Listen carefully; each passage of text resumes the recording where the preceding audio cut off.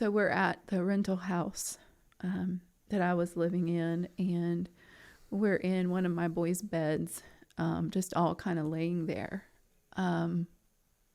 After I had said, there's no way your dad's gonna live, gonna survive this. And we're all just laying there. And I remember thinking at that time, I could lay here forever with my boys, right beside me, and never get up, and I'll be fine. And I think they felt the same way. Because what do you do?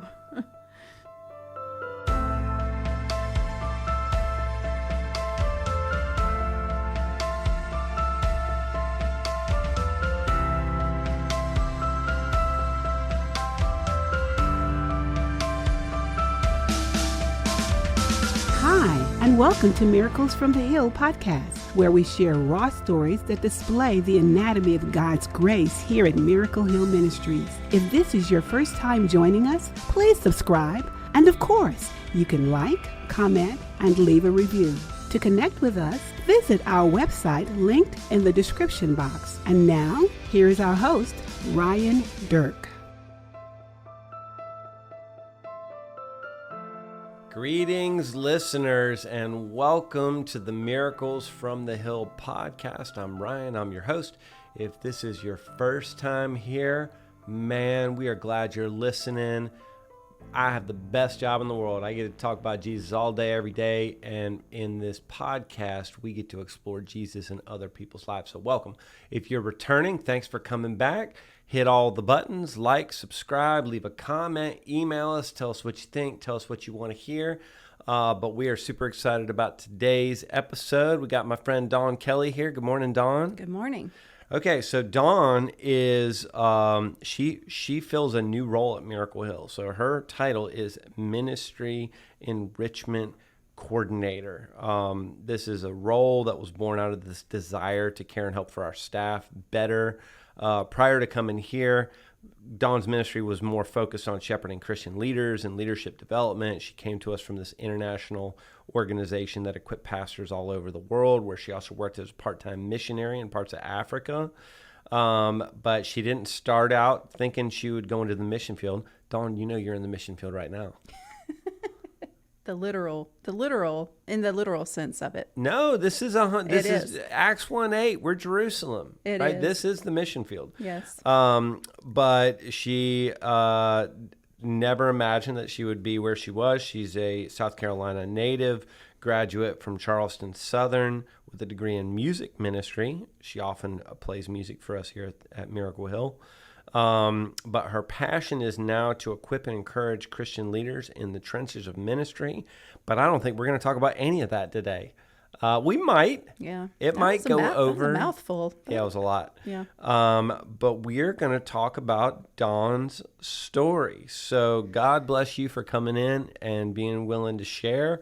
This is my favorite types of episodes where we just get to hear about Jesus moving in somebody's life. Mm-hmm. So let's go all the way back to the beginning of the story. South Carolina, where did you grow up? What was life like? So I was born in Rock Hill. I am South Carolina born and bred, moved around in different parts of South Carolina. But one of my very first memories is accepting Christ. Actually off at a church on Bethel Road. I don't think it's the same church now, but over in Malden. Okay. And I was not inside the church, actually. I was playing outside in a field or the parking lot or something. And I remember looking up at the steeple and thinking, there's something significant about that. And knowing enough words to say, Jesus, I want you to come live in my heart. That was my very first memory of my childhood. How old were you? I don't even know. 4 or 5. That's the time so my dad is a pastor. That's the time he was pastoring at that church, was around that age. And I didn't even know that I should tell anyone what happened. But that is the moment that I trusted Christ with my life, even at that young age. So dad was a pastor. So you Yes. grew up in the doors anytime they were open? Yes, all the time.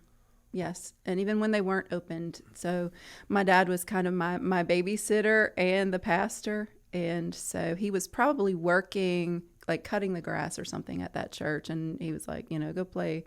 And yeah, often, back then, pastors probably do similar things now, but back then that's what pastors did. They cut the grass, they plunged the toilets. They led the flock. In my mind, it's that scene in Footloose where the daughter goes to the church where her dad's working and he's like practicing his sermon. So you have that memory. Oh, yes. Oh, yes. I remember putting puzzles together in my dad's office. Great memories. Fantastic memories. He was somehow involved with, it wasn't his radio back then, but I think it was like WLFJ or something like that. He was somehow involved with them, and I remember going up to the radio station with him and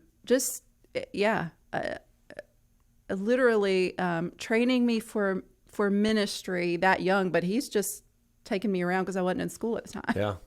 So are you an only child? No, I have an older brother, 6 years older. And so my brother was actually born into a boys' shelter that my mom and dad were the parents of. It's not there anymore, and I don't remember the name of it, but it was out towards Easley. Okay. Yeah. So my brother was born into that life. Much like our children's home. Yes. Yes. Okay, so back to the story where you're standing and looking at the steeple. So brother's at school. Yes. So you were younger than school age. Mm-hmm. Okay. Mm-hmm. And so where was mom? That's a great question. I don't know. And she had a job. She was probably working. And I knew she worked part-time because I remember her coming to my dad's office and picking me up and taking me and my brother home. She probably had something. She's always worked in banking, teller work. So she was probably, she probably worked during school hours. I've never asked her that, but that's a good question. I'm just assuming. So what was home life like? Well, in my younger years, it was great. I mean, both of my parents, very loving, very kind. I have nothing but great memories of them from early childhood. Just, there was a lot of aspects of our life where Christ came first and ministry came first. Back then there wasn't much dialogue around, the family has to come first in a pastor's home. And I still think there's some work to do in that area, how he shepherds his family first. But I never felt neglected from the church. I always felt like this is a family call. This is what we're doing as a family. And my mom and dad, I think, both brought us into that. Really just, we grew up in that mindset that we're on mission for Christ. And were you and your brother close? I mean, that's 6 years is a pretty big difference. It is. I remember, playing board games. My dad would play board games with us. I remember a lot of time, they love Atlanta Braves, and the only way you could watch the Atlanta Braves back then was, or you can watch it, you had to listen to it on the radio. And so I remember just us sitting I laid down in the dining room on the carpet, and we'd listen to the Braves, and just wonderful, cherished memories, just kind of, and anytime I hear like a sports broadcaster, it's like a nostalgic, trigger. Yeah. So. Okay, so your earliest memories are super stable, and then did things change? Oh yes, overnight, in a moment's notice. My mom, she probably was working that day. She came and picked my brother up, and myself up from school. I was 9 at the time. My brother was, preteens, and we were both riding in the car with her, and a lady T-boned us, going pretty quickly, and that car accident changed our lives forever. My mom had extensive physical injuries from the car accident. She was in a coma for a month that they did not believe she would live. She lost a lot of her short-term memory, long-term memory. She had extensive brain damage, and also damage to the left side. She had one of her ears just kind of sliced in half, and it was terrible. It was terrible. Neither of you were hurt?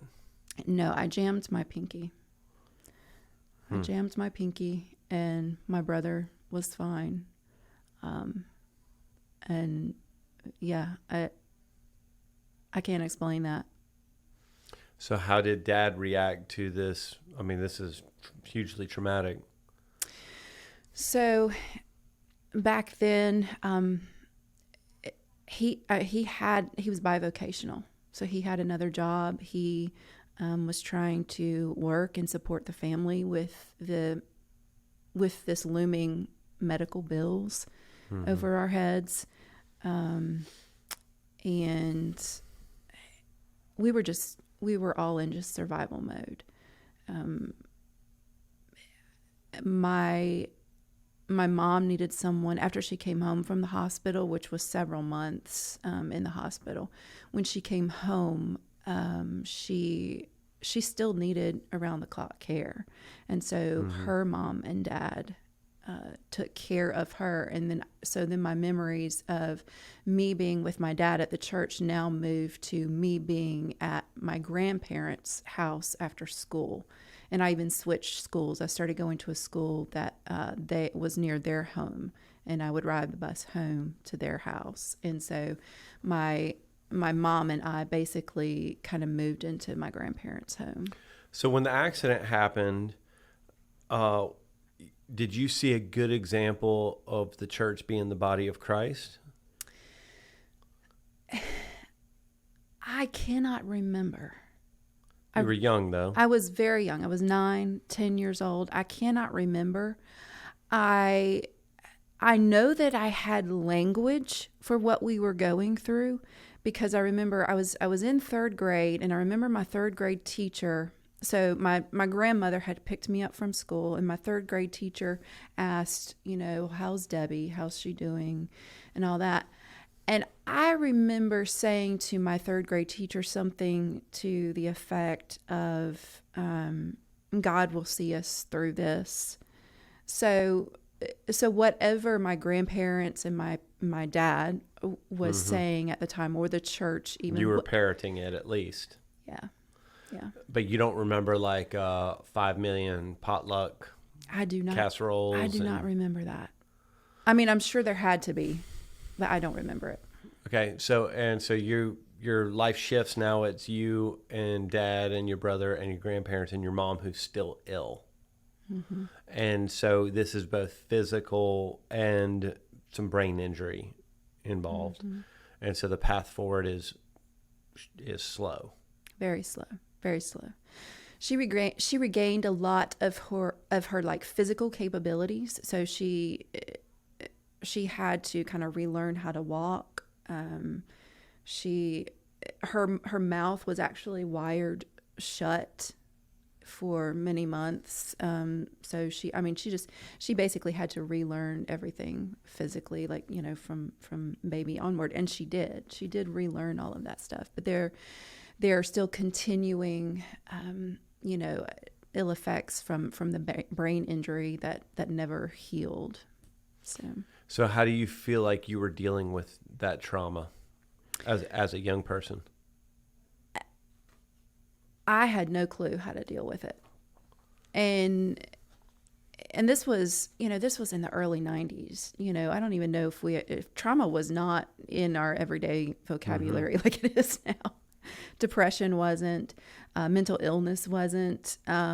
It's very much kind of like the backbone of society back then, where you work and you get through it, and you got struggles and you buckle down and deal with it. That's life. So do you, sensitive question, do you feel like there was so much going on with your mom that you and your brother were almost ignored, or do you feel like they were trying to care for you as well during that time? I would say yes, because it's just a natural tendency to go to the person that's hurting the most. And I don't think it was, there were bad motives. Of course not. It was just the season that we were in. Mm-hmm. She needed a lot of care. And so, yeah, and people only have so much capacity. My brother and I suffered for it. Mm-hmm. I remember many years ago, I was about that age. I was 9 or 10, and me and my brother got caught in a riptide at the beach. We were getting pulled out to sea, mm-hmm. and my dad swam out there to rescue us, and did, but had to fight the rip current to get us back in. And mm-hmm. so me and my brother almost drowned, but we got back in. By that time, the lifeguards and the truck and the four-wheelers have all pulled up, and they just kind of threw us off to the side because my dad was like having a heart issue. Yeah. And I've always remembered that, like mm-hmm. that I literally almost drowned, and everybody went to the person that was hurting the most, mm-hmm. which is what we do as humans, right? Often ignoring the other traumas around us. So how did she begin to heal or not heal? So she healed a lot physically. Again, they thought she would die. So it really is a miracle that she's talking, walking, for all appearances, looking like a normal individual. Mm-hmm. The extensive brain injuries that she suffered, she was not able to recover from that. I mean, I think about. I go back to Psalms. I think it's in 139, where it says, "Man, we are fearfully and wonderfully made." And the brain organ is, man, that thing is, we could never unpack that. Mm-hmm. Part of the symptoms of what she experienced was none of the chemicals, hormones in her brain, they just kind of all quit working. So this was back in 91, where, mental health meds were not a thing. Mm-hmm. Nobody really knew anything about it. Prozac was kind of brand new on the scene, helping people who were depressed. Mm-hmm. And what is even depression? Just get out of bed, open it, get some sunshine on your face. But my mom, very much, she was okay one moment, and then she was not okay, and she could not function without some type of medication to help her. She didn't have any hormones going on in her brain. She needed assistance. So was she very active before the accident? Oh yes. My mom is like Martha Stewart on steroids. And I'm not saying that like trying to puff her up or mm-hmm. exaggerating. I mean, before Martha Stewart was a thing, my mom was, organizing the home, did not let grass grow under her feet. I mean, she taught me how to make my bed when I was 3 or 4, and that bed, you better bounce a quarter off that bed. Mm-hmm. And then she went to, I basically lost my mother. She could not get out of bed. She could not function. She wanted to die, and she couldn't tell anybody why. And she felt a lot of shame for that. But she clearly was telling somebody for them to give her medications. Well, that took a while, because for her, and she'll say this as well in her own story and testimony, that she said, psychiatrists are for crazy people. Mm-hmm. There was shame in just seeing one of them. Right. Yeah. And she she tried to take her life several times. And my dad was going through all of this. So she'll say, you know, my dad would sit with her on the closet floor after she had taken so many pills to try to kill herself. And she would say, if you call the ambulance, I will never forgive you. And my dad just, you know, what do you do? Impossible choice. He sits there with her on the closet floor. Did you know any of this was going on? Yes and no. I didn't know the specifics, but, you know, at that time, you know, something is not right. You know, my mom the only time she would get dressed and get up was to go to church. And she'd go and sit on the front row of church, and my dad would preach. And I remember sitting, you know, a couple rows behind her, maybe with some friends or whatever, and thinking, this isn't right. Something is not right here. Because she, you know, she dressed to the nines, and then she'd go home and get in bed and not get up for the rest of the week.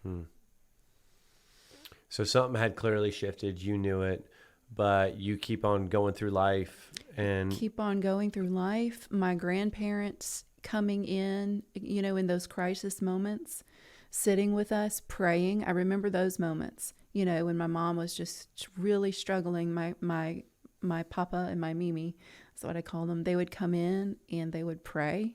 We would pray. That's all we knew to do. And at some point, I don't know when or how, at some point, it was finally kind of like the breaking moment where my mom finally went to a psychiatrist and got medication. And then after that, she was normal again, or normal. back to herself. Yeah. And so you're growing up, you're becoming a preteen, then a teenager. Did your behavior shift, or did you stay true to, you know, the way you had been prior to that? That's a great question. So certainly there were some stumbling moments, like in middle school, especially in middle school, where, you know, I started hanging around some friends who didn't make such great choices. And I knew that making those choices with them wasn't right, but it was fun, you know? And so, yeah, there were some moments when I made poor choices. as PKs tend to do, right? Yes. But you eventually finish high school. Yes. Mom stabilizes. Yes. I would say she stabilized with medication for a large part of my teen years and into my young adult years. And so you remember that. I mean, you remember like kind of getting mom back. Right. And really kind of becoming one of my best friends during those times. So. But, well, that's a good end to that part of the story, right? Or yeah, it's ongoing because she has declined recently. Okay. So you go off to college, and what did you intend to do, and what did you do? So all my life, I just wanted to sing Jesus's praises. Okay. So I went to school to study music, to become a worship leader, and that's what I did. So it took me a while to graduate because I met a guy down there at Charleston Southern, and he and I got married, and then we had kids, and so I stopped. While you were still in school? Yeah, so then I stopped going to school, and then when they got a little bit older, I went back, and I did finish my degree in church music, and but yeah, I thought I've pretty much my whole entire life been focused on I want to be a worship minister, and then when I found out people could get paid to do that, I was like, what? So you wanted to be a worship minister, and you certainly have used worship in different roles, but you've never worked as a worship minister? No, I have. Okay. Yeah, I have. So tell us about that. Oh, gosh. Man, we're going through a lot of pulling out some old memories, feels like. So it was mostly in Southern Baptist denominations. I worked as the worship minister, and then for a time I actually got into what they call transitional worship ministry with the Southern Baptist Convention. So I would go into churches who were in between permanent worship pastors, and I would go in there. It was an intentional program to kind of keep the movement forward of the worship program. Okay. Yeah. Okay, that was a sidetrack. We chased around. Yeah. Let's get back. So, you meet Sean. How do you meet Sean? We met at church. Okay. We met at church. I was going to Charleston Southern University, and I was trying to find a church to get involved in, and so we met at a church down there. And we were friends for a while. I mean, I'd had no interest in him. I just wanted to praise Jesus. And then somehow we started to get interested in each other. And then that was that. And so did that happen pretty quickly? It did. Yeah. Okay, so you get married, you're in school, and then I guess you get pregnant, and then you stop going to school? So actually, the order of that was I got pregnant and then we got married. Okay. And we lived on campus as students in the married housing. And he was going to school and I was going to school, and then I stopped and had two boys a couple years apart, but he continued in school. So for the first decade of our lives, we both were in school and working. Okay. Yeah. And you guys had initially a very healthy marriage? Not really. Okay. Not really. There were some concerns I had. He had a lot of mood swings and inability to kind of cope with emotions, and little things would throw him off. And he was able to function in every sense of the word. I mean, he went to school and aced everything, incredibly intelligent, and he worked a full-time job. But there were just a lot of things that I would say an inability to cope with the realities of life. So did that feel in the moment like immaturity, or did it feel like something was organically off? It didn't feel like a maturity issue because, again, he was functional. He was intelligent.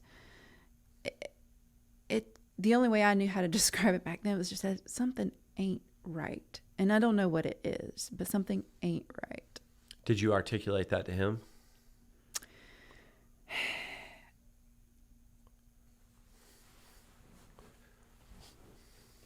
I don't know that I did, because I think about my childhood and how something not being right was normal. Did he articulate it back to you? Did he say, I recognize my mood swings, I recognize my inability to cope? Oh, yes, all the time. He wouldn't call it an inability. He would say he was very charismatic, very vocal, and could express a lot of how he was feeling and thinking through things. So, yes, he expressed that all the time, but I don't think it was framed properly. So having the experience you had in your youth, at any point did you try to bring up like going to see someone or seeing a doctor?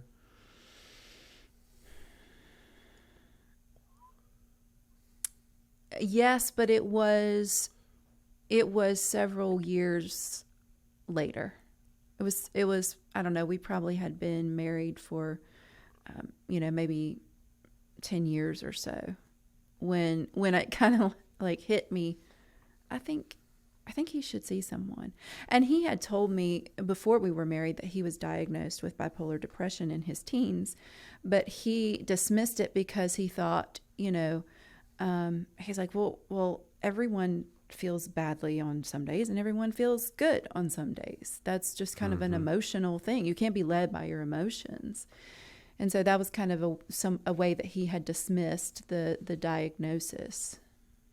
Yeah, so let's just touch on that diagnosis for a minute. So bipolar used to be called manic depressive, and it is emphasized by severe mood swings, often from mania to depression, right? So being super, super high and doing extravagant things to being really, really, really low. And so he's right. We all do have mood swings from one direction or another. But somebody who is diagnosed with bipolar will do absurd things in their mania or disappear for periods of time and not be able to come back down, and vice versa. So in retrospect, do you see those in him in these early years, like now that you can look back on it, like the mania and the depression? No, I actually think he was misdiagnosed. Okay. Then what do you think the right diagnosis is? For the record, neither of us are doctors. I think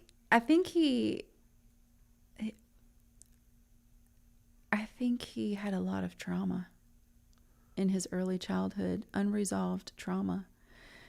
And I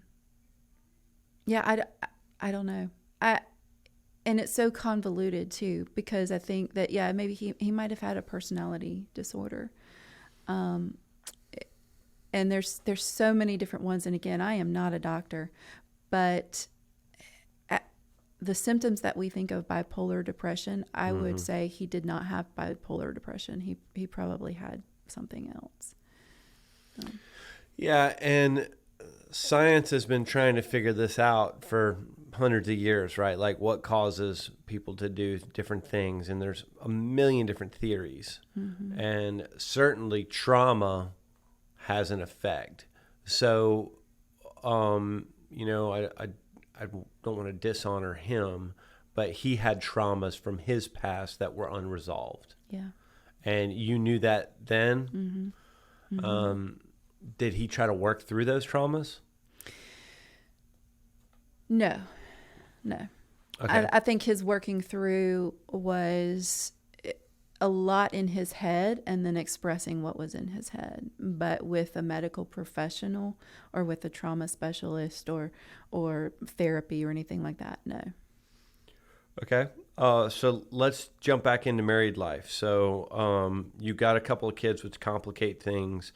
How is married life, and how is Sean struggling or dealing with his traumas? He coped a lot by trying to manage it on his own. And some of those ways were unhealthy ways with substance abuse. And he was injured, for lack of a better way to describe it. He was injured, and he didn't care for his injury in healthy ways. Okay. And so do things begin to degrade as far as marriage goes? Oh, yeah. And so what's that like? It's tough. It's tough. I don't know what I'm dealing with, basically. And I've just been kind of raised in a way, or told in a way, to just pray and read my Bible more. No real deep discussions into kind of what is going on into my life, how I'm dealing with those traumas, and no real understanding that I needed to deal with them either, right? Because he's suffering, and so kind of like the same thing with my mom. That person's suffering, you go to the one who's suffering more, and then everyone else just kind of falls by the wayside. And so, having pastors saying that, they're praying for us. They know the struggles that we're facing, and they're praying for us, but not a lot of resources or dialogue around, we can have forms of healing this side of heaven. Mm-hmm. And so how old are the boys getting, and do they know what's going on?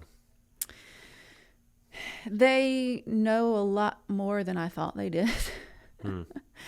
I did try to protect them from a lot of things, but kids know a whole lot more than we think they do. So walk us through kind of this this continued unhealthiness kind of to its conclusion. So, man,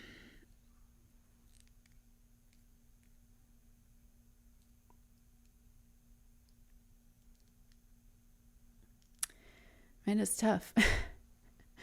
So I could see him progressing, and I don't use progressing in a positive way. I use it in the sense of someone has a disease that progresses, progressively gets worse, and he progressively got worse. He was kind of a functioning alcoholic, and he would go to work. He would come home, sleep for the rest of the day, get up at night, drink into the wee hours in the morning, fall asleep at some point, then get up and go to work. And then on the weekends, he was just, he became unreasonable. And then I eventually had to leave him for my own protection because he started to turn violent. I knew there was going to come a point where he would hit me. And so I left on October 1st, 2017 for my own protection. And then it just did not get better. And I kind of watched him fall apart from a distance. And on January 28th of 2018, so less than 4 months later, he tried to take his own life. He did not complete his suicide.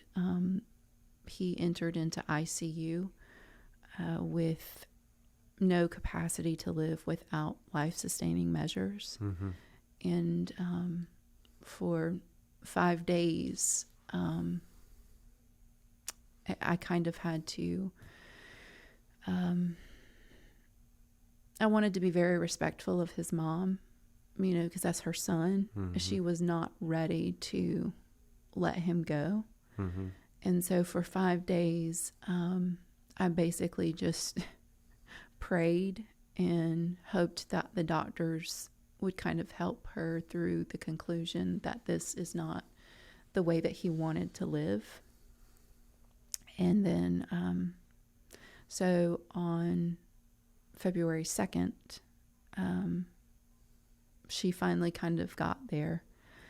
And because I was still his wife, I had left him, but I was still his wife. So the choice came back to me. And I had to make the decision to, and I say this from my perspective, I ended his life. Like, I didn't end his life, but I ended his life. I was given that choice. Where were you when you found out that he had done what he'd done?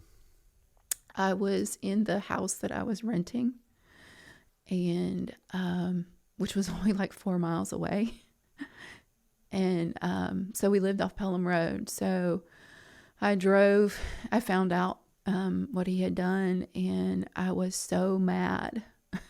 I was angry. I was like, I thought he could hold on, and he couldn't. And so I had heard that he didn't complete it. And so I drove all the way down Pelham Road from one end to the other saying, I'm killing myself. And then I get there and hear kind of a completely different story. That yes, he's still alive, but it's not good. Where were the boys? They were there. With you? They were there with him. They were there with him. It was his time with them in our loose custody arrangement before an official separation. So you get there and the boys are a wreck, I imagine. They're stunned. They're shocked. Yeah. And they thought he was going to be okay. Okay. So you make the unbelievably difficult decision to turn off the machines. And are the boys there?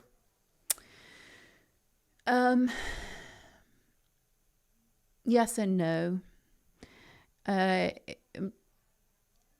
He tried to end his life with a gun to his head.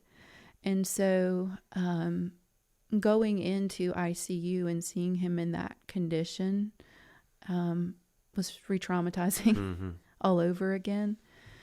So the boys, they only visited him once, maybe twice. And how old were they at the time? 13 and 17.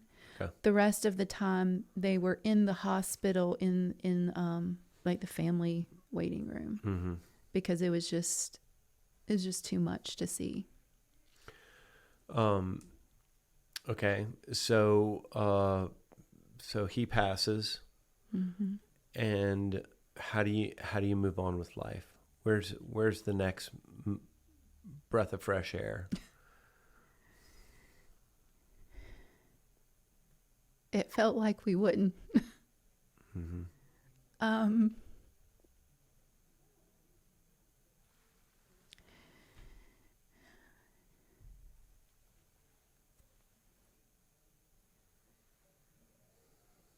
I remember laying in the bed with my boys.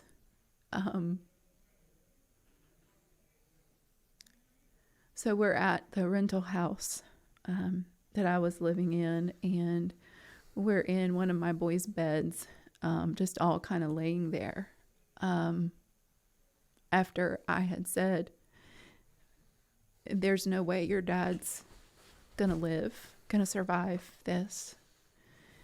And we're all just laying there. And I remember thinking at that time, I could lay here forever with my boys, right beside me, and never get up, and I'll be fine. And I think they felt the same way. Because what do you do?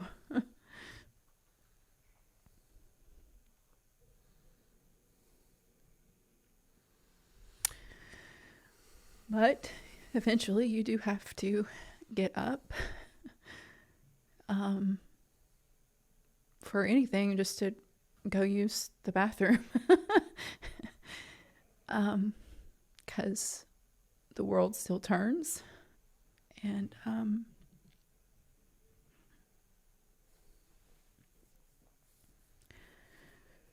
so we got up. Some days we didn't get up. And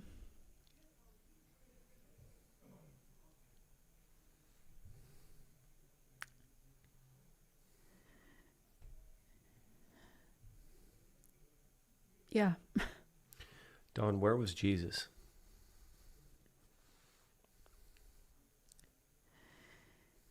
He was there. He was with us.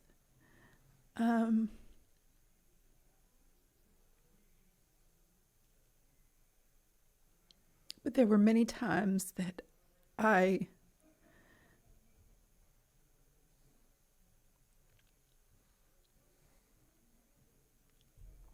couldn't see him or feel him. And I mean that, I'm not really sure how to express it. It just, he felt very distant. In my grief journey, I heard something, I heard someone say at one point, grief clouds our view of God. And so I would say, yeah, I knew he was behind those clouds somewhere, like the sun. You know, the sun's still in the sky, even if the clouds cover the sun. But you can't always see the sun. I immediately think of the Footprints poem. Yes, right? yes. Like you can't see him, but it's in those moments that he's carrying you. Right. And he is, but man, you can't feel it. Yeah. Okay, so let's pause before we move on. So you bury Sean, and where did you think life was like? How did you process where you were in life at that moment? Like overnight, your whole world completely shifted. The boys' world shifted. How are you attempting to process and ground yourself in reality of what's going on? So, the way I always processed, you pull yourself up by your bootstraps and you keep going.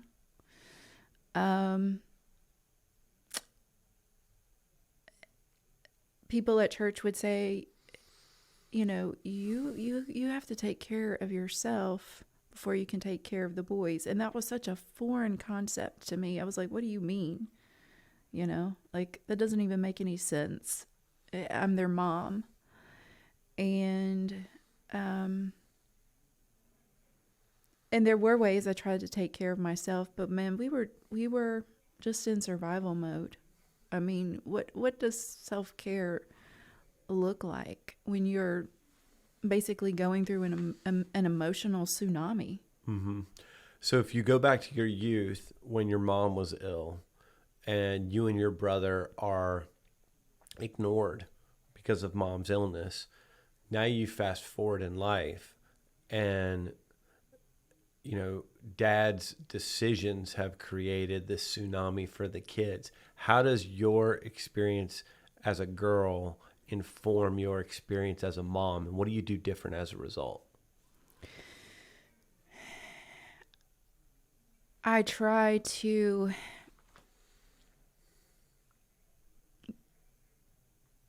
be there more for the boys because I feel like I know they're hurting, but I did none of this perfect. None of it. And just my personality to begin with is more task oriented. So my being there for the boys was more oriented around, you know, okay, did they get fed? Did they go to school? You know, are they getting up? You know, that was kind of like the first hurdle that I felt like we faced was, can we even get out of the bed? That's the first thing we need to figure out here is getting out of the bed. Dealing with the emotions of it, I very much shoved a lot of those down. And then there was also the component that I was so angry that in my own experiences with Sean and how I felt like he could have taken better care of himself, or he could have done this, or he could have done that. And I was in such a state of bitterness that I couldn't even speak his name. So allowing the boys to openly grieve their dad in front of me was something that I wouldn't say I didn't allow it, but I very much know that they felt like it was kind of off limits with me. You know, like we'll talk about how you're doing and how you're processing, but we will not talk about your dad. Yeah. So and how do you do that? You know, like yeah. I was hurting so badly, and they were hurting so badly. We were all just kind of on our own islands of hurt, wanting everyone to do better, but not really knowing how to reach each other in that. You know, I went through a similar series of traumas as a youth to you, and I won't get into the details of that.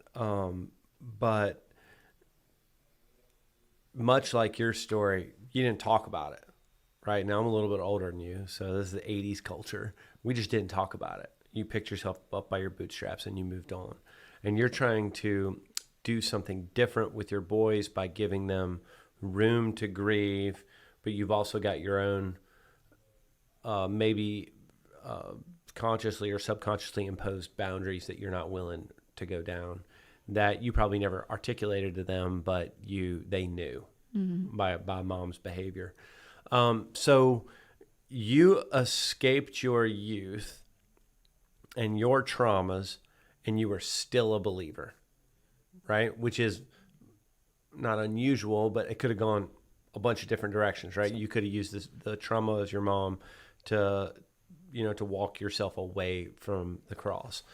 So before this happened, and this is their story to tell, so I don't want to get into a lot of details with the boys, but were they believers ahead of Sean's decision, and did it adjust their view of God, and how do you deal with that as a mom? Yeah, that's a great question. So both of my boys, kind of made a profession of faith that they would follow Christ when they were younger. Mm-hmm. I don't think that they were, intentionally following Christ for much of their youth, or childhood.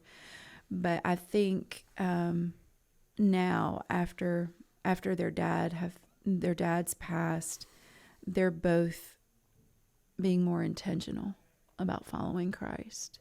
Searching for meaning in the chaos. Yeah. They grew up very quickly. They're both very wise.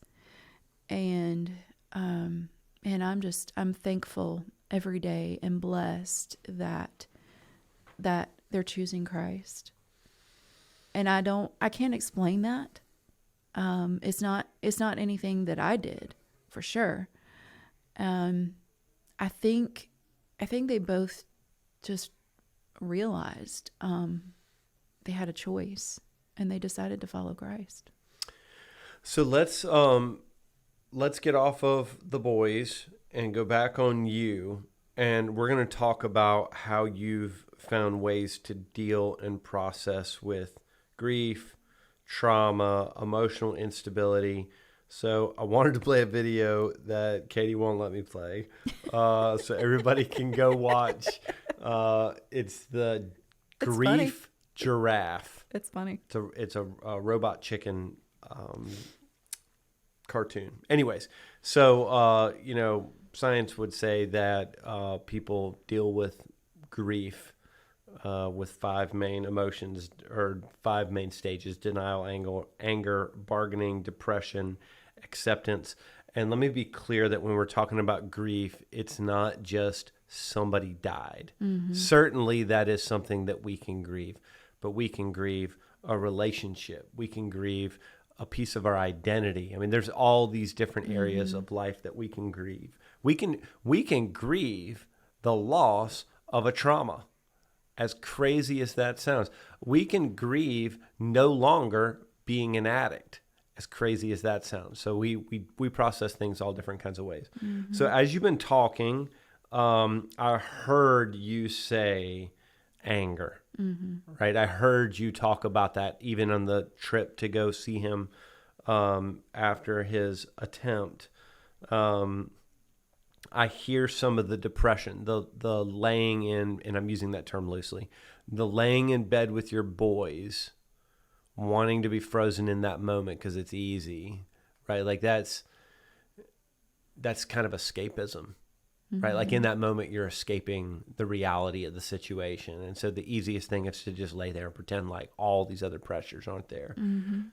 I don't hear some of this other stuff, which you don't have to go through all 5 of these things. But as you picked yourself up by your bootstraps and start trying to move forward, what did you do to heal? When do you think you intentionally started to try to heal? And what does that process of healing look like for you? Oh gosh. Okay, Those were 3 giant questions. Yes, huge questions. So I would say for me, so bargaining is one of those stages. I would say for me, bargaining looked like pulling myself up by my bootstraps. If I can go to work, if I can get all the things done in the day, then I will be fine. I will be well, and I won't have this experience, or I won't have to experience this experience. Yeah. So I would say, a lot of times we think of bargaining as more of an outward plea, but sometimes it looks like, especially if you're task oriented, it's probably more Avoidance.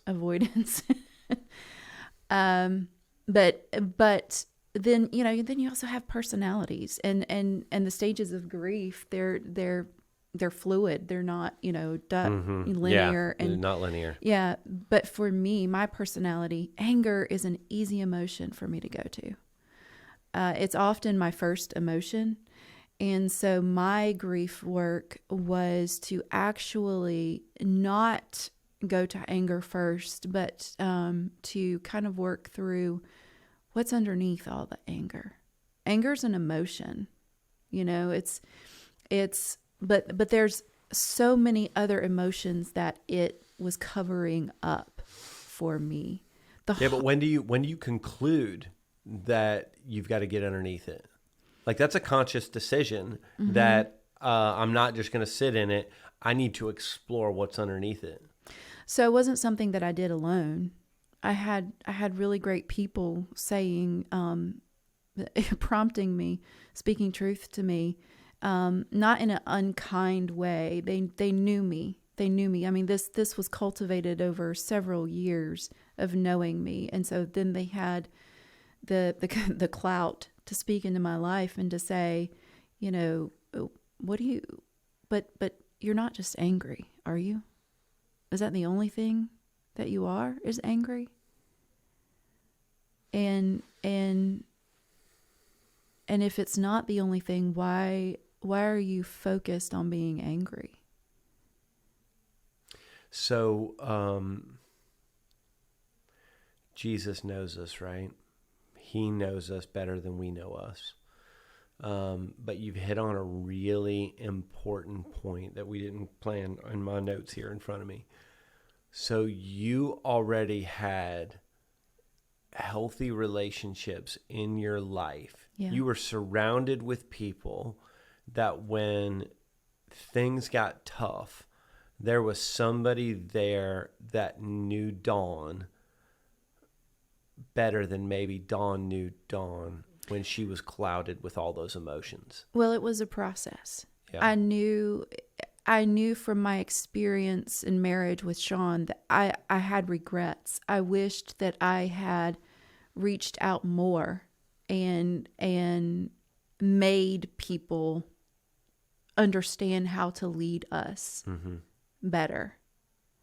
And so I knew that was wrong. And so I tried to be very intentional about not doing it the same way.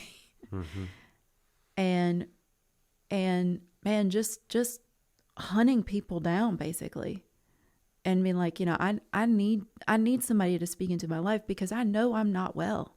I am not right. My reality is not real. I'm in a tsunami of everything. And so it was work. That probably was the hardest and most difficult work. Letting people in? And finding people. That you trusted? That I trusted, yeah. And so people that you trusted are bringing these truths up to you, that you're dealing with anger, but that's the fruit, that's not the root. and you need to figure out what the root is. Right. So what do you do to start trying to dig out the root? Everything. You name it, I did it. Our listeners want more detail. I know they do. And I will provide more detail. But I want to say this first. I wanted to be fixed. I wanted the hurt and the pain to go away. And so if someone suggested something, I did it. I had a friend suggest, maybe you need some more physical activities. You know, have you thought about maybe going horseback riding or going dancing or something like that? So I went and I took 6 weeks of ballroom dance lessons. I want to go do that with my wife. Hold on. The funny thing is, okay, I've got grief brain. I'm in this fog, and I had an instructor who had this very thick accent. English wasn't his first language, and I had no clue what he was saying the whole time. A spectator probably would have just been like, "What is happening here?" But man, you know, we will do anything when we're suffering and we want to get out of that suffering. We will do anything. I'm not saying that was bad. Mm-hmm. You know, there was a lot of wisdom in what she was saying. Mm-hmm. I'm saying that root of me just wanting to be okay. That's what I had to dig down into. Yeah, the ballroom dancing was almost a mask. Yeah. Right? Okay, so how do you start digging down? Not doing stuff. Okay. No more ballroom dancing. No more ballroom dancing. I had to learn how to unpack everything that I was feeling, unpack all of those emotions, and I had to learn how to be okay with not being okay. Sitting in it. Yeah. Sitting in that tension, and then more importantly,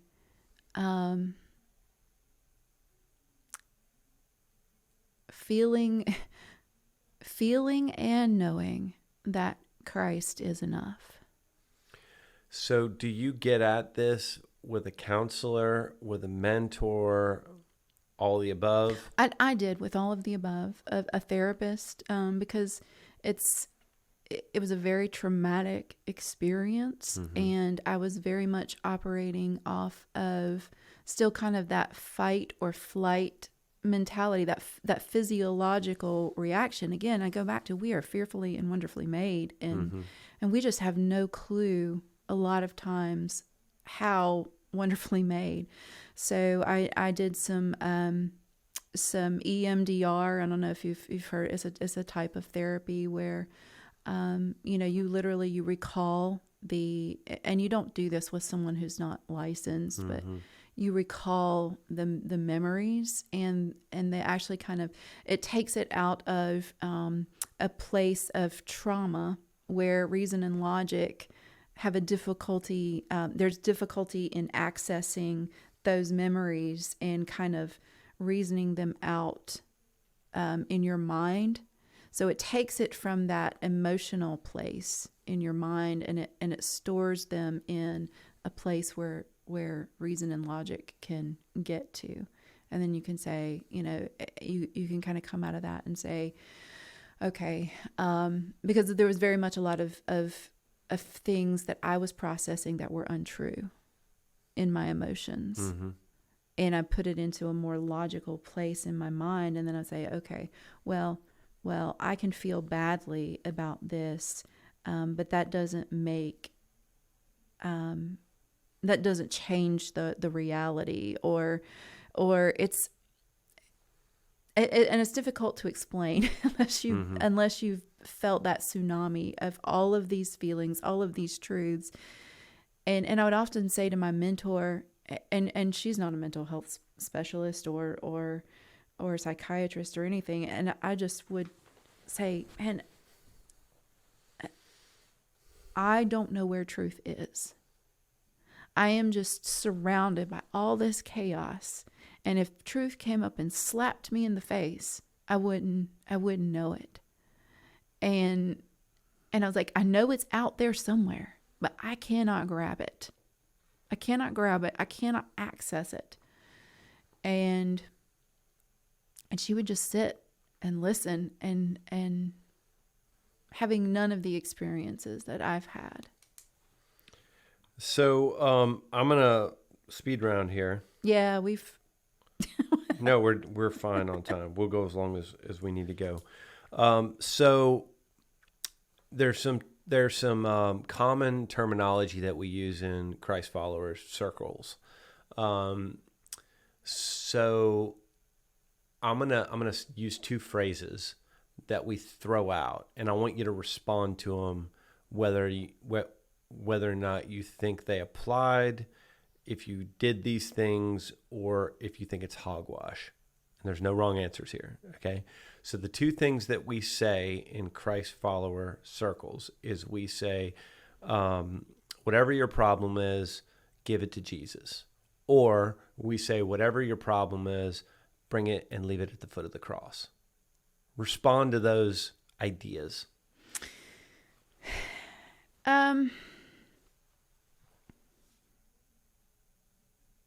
I think that when we're talking about someone in suffering,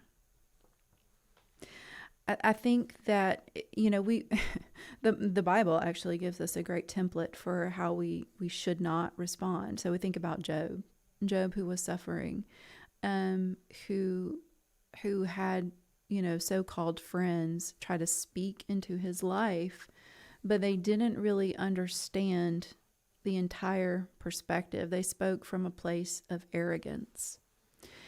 And so I think that I think it's important to kind of know our place when we want to say something to encourage someone. Sometimes it can be the most discouraging thing. It's like you say, take your problems to the foot of the cross. And sometimes my response to that would be, don't you think I have? If anybody wanted out of this mess, I did. I would have checked out a long time ago. I've prayed about this more than you have. And don't tell me to pray more. And am I saying that out of hurt? Yes. Because it hurt me. Now, whether they meant to hurt me, I don't think so. But it was still hurtful. When you have an open wound and you go to address it in a good way, we need that open wound to be closed and healed. But it still hurts closing it. So I think it's important to understand our role in that and to humble ourselves. And to, and man, to really try to understand that person in the light of how they view the world, put yourself in their shoes. Don't just walk a mile with them, walk with them 2 miles. And then you might know an inkling. But I can't overstate. Sometimes not saying anything is more important. There's a great children's book called The Rabbit Listened. So my kids have this book. And in it, this child has a trauma. In the book, their blockhouse fell down. And so all these different animals come to the child. Like the lion wants the child to roar with it. Every animal has something else it offers. The last animal is the rabbit. And the rabbit just comes up to the little girl and just sits there. And then the girl screams and cries and does all the things that the other animals suggest, and the rabbit just listens. and she's able to process it because the rabbit is just present. And I think one of the things that that we get wrong as believers in the 21st century is, I think when people hear those terms, leave it at the foot of the cross or give it to Jesus, like they expect us to be praying like, Jesus, take my grief away, right? Or Jesus, take this trauma away from me. When my favorite example of dealing with life in the Bible is David, right? So when we think of King David, we think about this strong guy, but you can't read the histories without reading the Psalms. Mm-hmm. And in the Psalms, David screams at God.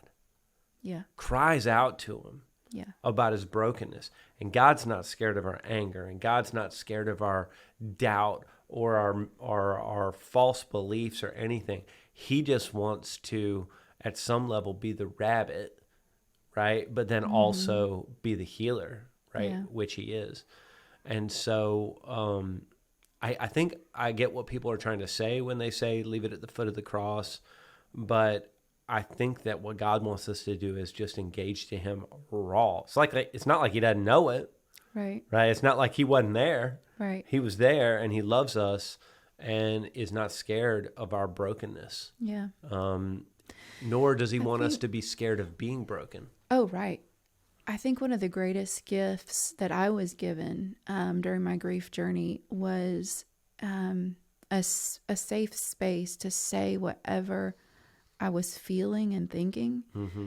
And I said some of the most theologically incorrect things. And I mean, and I have a master's, in worship theology, things that I should know better. Right. But I mean, I would say things like, I think God is a sadistic SOB, and no, do I think God is that way? No, but at that time, that's what I was feeling.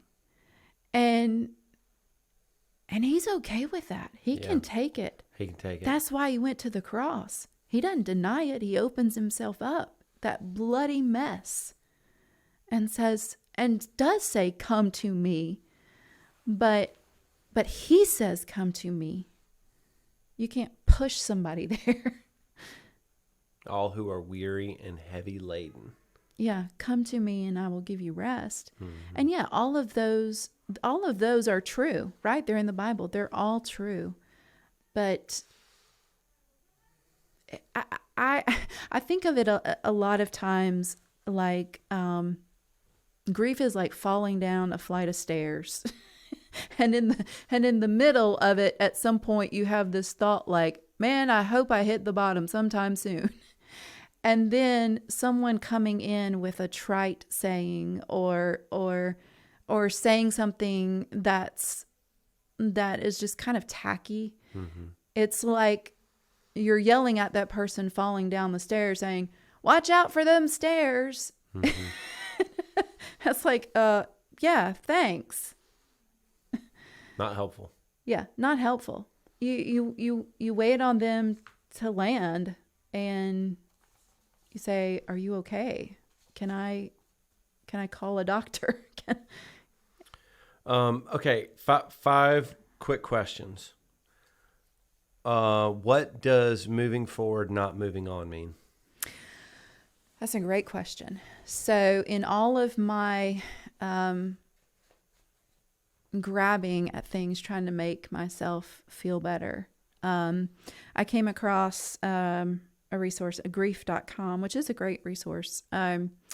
So Elizabeth Kubler-Ross, do you know that name? Mm-hmm. Okay. I do. So she's kind of attributed with coming up with the 5 stages of grief, yep. Right? So David Kessler came up with kind of a tag on that, a 6th stage of grief, which is moving on. So kind of the last stage of grief is acceptance. Mm-hmm. And for me, like if you think of grief as like falling down a flight of stairs and you finally hit the bottom and you're like, okay, whew, I'm here. A lot like that giraffe cartoon you were talking about. The giraffe finally goes down. He's like, okay, I'm good, I'm fine. He's still stuck in that, whatever he's in, Quicksand. quicksand. He's still stuck in quicksand. And man, that's not the way Christ wants us to live as Christians, stuck in quicksand, accepting the life. Man, he came us to give us life and life more abundantly. He came to show us how to grieve with hope. That's the process I had to go through. I had to learn how to grieve with hope. Am I still in grief? Yes. Was I grieving with hope? No. Am I grieving with hope now? Yes. And I kind of got off track there. What was the question? Moving forward, not moving on. Moving on, not moving forward. So we love to get out of that tension. I love to get out of that tension. That's what I tried to do for the first 2 or 3 years of grief was I want out. Where do I get off this ride? And so moving forward is like you're just trying to barrel through it. Moving on is more of a hopeful kind of phrase where it's like I went through the grief. The only way to grieve is through it. And I went through the grief, and I accept that I will always grieve because I will always experience this loss. Mm-hmm. I will always have this story. That I move on with the power of Christ, understanding that the whole point is to draw closer to Him, to come to Him, all you who are weary and heavy laden.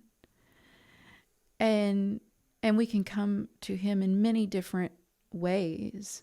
Ultimately, the biggest way is understanding how broken we are and how broken this world is, and allowing Him to minister to us in our need. I think of the giraffe in the quicksand, and he has acceptance, stuck in the quicksand. Mm-hmm. And if he wants out, it's going to be hard.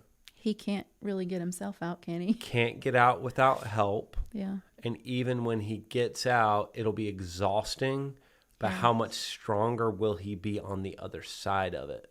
And you kind of hit on something a minute ago, which is a misconception that we often have. So when we face huge traumas in life and we seek the Lord and we seek, our pastor and we seek a counselor, we often think that I'm going to seek these people until the trauma's gone. Mm-hmm. And sometimes the traumas are never gone. They become scars. Right? But it doesn't mean that it stops us. It'll make us stronger. We can walk through it.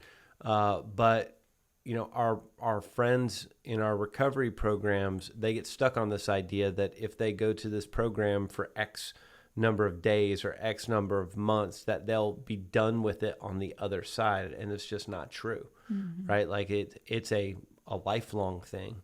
I have traumas that I have sought hundreds of hours of counseling about, and I can live my life. But man, every once in a while, somebody will accidentally pour salt in one of those wounds, and I remember it. Mm-hmm. I remember that trauma. Mm-hmm. It doesn't mean that I'm a bad person or that I'm wrong or that I'm not trusting Jesus. It just means that it's something that was very impactful in my life, and I probably will carry it. Mm-hmm. And that's okay. Yeah. Right? That doesn't make me a bad person. No, it doesn't. Okay, so I want to land the plane because I think we're over on time. Katie hadn't started yelling at us yet, but we're gonna try to finish. Okay, so going back to your experience with Mom and then also with Sean, a lot of our listeners will have a family member or a friend or a loved one that is struggling with something, substance abuse, issues of their own. And so with your experience, let's try to equip those people a little bit. How how would you suggest somebody get educated enough to know how to help their loved one? Yeah, that is a great question, and probably make another great podcast. Mm-hmm. So I think, I think there's a couple of different ways that I can approach this. I think the first way would be to understand that there are some instances where there is not healing on this side of heaven, and maybe the most important thing is who is God, and how does He want me to respond? That's the ultimate question that, as Christ followers, we're all trying to get at. Mm-hmm. Now, kind of practically unpacking that, we cannot do any of that alone. My biggest regret, and I mentioned this before, was not making people say, you're on the hook for us, as our pastors, not my current pastors, but former pastors. As my pastor, you're on the hook to spiritually care for me, and if you don't know how, then I would appreciate you helping, pointing me to other resources, because when you're in the middle of that, you're just trying to survive. And when you're surviving, you don't know what to do. You don't know where to turn to. So in survival mode, you have to have a healthy distrust of yourself and the decisions that you make. Realizing that you are in the middle of it too. Like, you were talking about your dad trying to help you out of the riptide. He kind of saw where y'all were. You and your brother couldn't really get out of it yourself, but he saw the tide was moving. Mm-hmm. And so he went in and helped you, guide you out of that. And that's kind of the way that we have to approach that when we're caring for a loved one, when we're the main caregiver. We know all of their pain and all of their suffering. We also know all of our pain and all of our suffering. We know we're drowning, but we often don't see the way out because we're in the middle of it. Mm-hmm. Yeah, so let's go back to the riptide for a minute. So my dad went in after us and it almost killed him. Mm-hmm. He took the responsibility on himself. Mm-hmm. The Bible says that there is safety and abundance of counselors.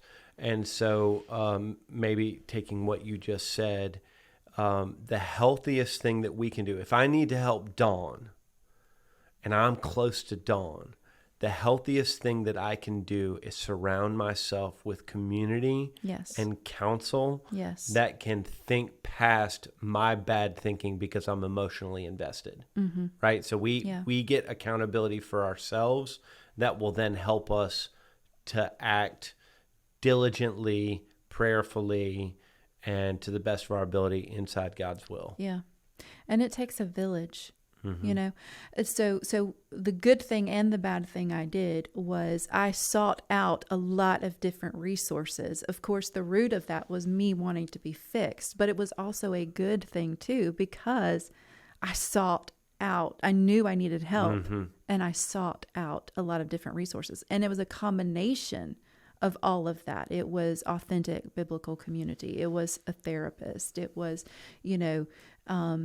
allowing my grief to be witnessed. I mean, it's going to a support group specifically for suicide loss. I mean, it was a bunch of different things, but God used all of those things. And none of them are a magic pill. Mm-hmm. So, what does the world look like today for you? Wow. The world is full of joy, and the world is full of sorrow. Okay. Yeah. And I am learning how those aren't in conflict. Theologians say we're in the already, not yet. And we struggle through that tension as humans. Like, we don't have capacity for joy and sorrow. we draw closer to Christ because he has that capacity. He has the hope. He has the power. And he helps us to become more resilient. But we rely on him. What's the number one piece of advice you would give to somebody who is in their own grief journey? I don't want to give anybody advice. Okay. So maybe I that would that say- in itself is a piece of advice. Yeah, it is. I would say it's okay to not be okay. And actually, if we're ending, I wanted to read something. I did a lot of journaling that helped me process my emotions. Please. I want to read something out of my journal. Okay. Okay.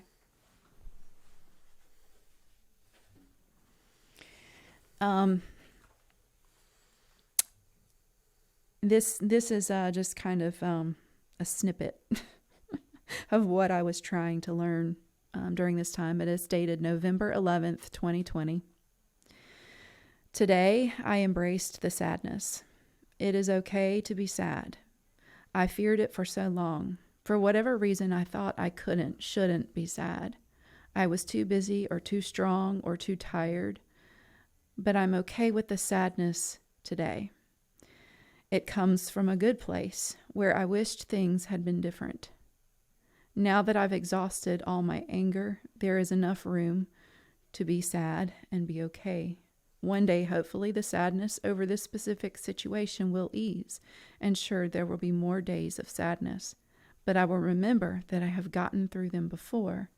It may feel overwhelming, but it will not overwhelm me. Thank you, Lord, for shalom.